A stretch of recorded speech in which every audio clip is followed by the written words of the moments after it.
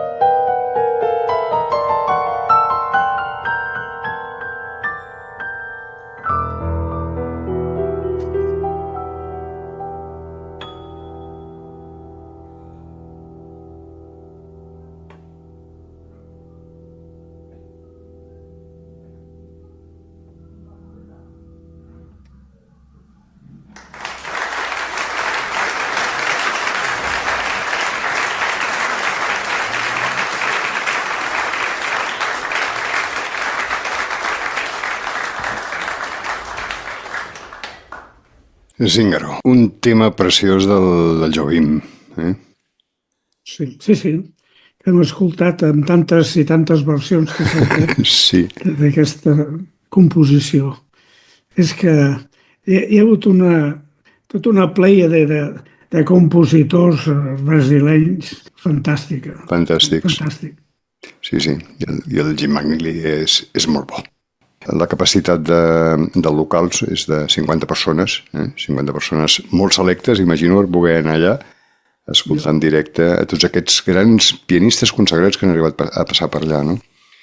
El McNeely va néixer a Chicago el 1949, debuta a la Dad Jones Mel Lewis Orchestra el 1978 i estarà 6 anys com a solista destacat, important, com a arranjador, com a compositor, força destacat.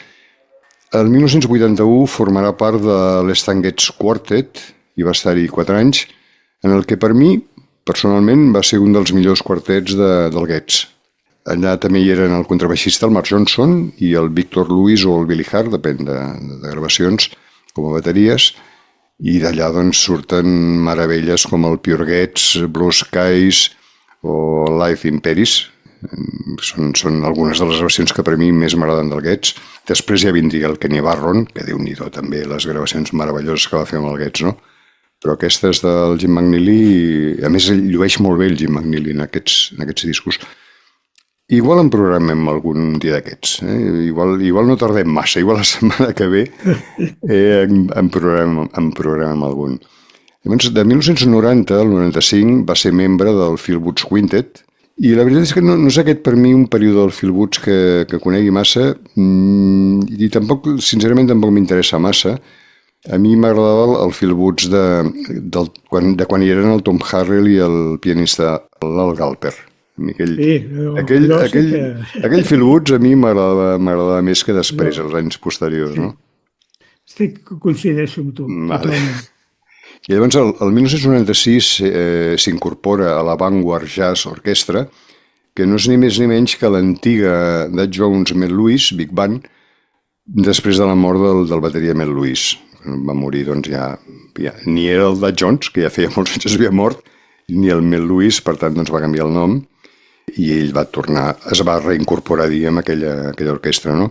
I en anys posteriors ha participat com a director algunes de les principals orquestres europees, la DR Big Band de Copenhague, la HR Big Band de Frankfurt, i també com a convidat a les prestigioses també orquestres de la Big Band de Colònia, la Swiss Jazz Orchestra, l'orquestra de jazz de Concertgebouw d'Holanda, i també professor emèrit a la Manhattan School of Music i un destacat ensenyant en diferents universitats. Escoltem ara un tercer i últim tema, un vibrant, un poco loco del Bud Powell. Apetece? I tant.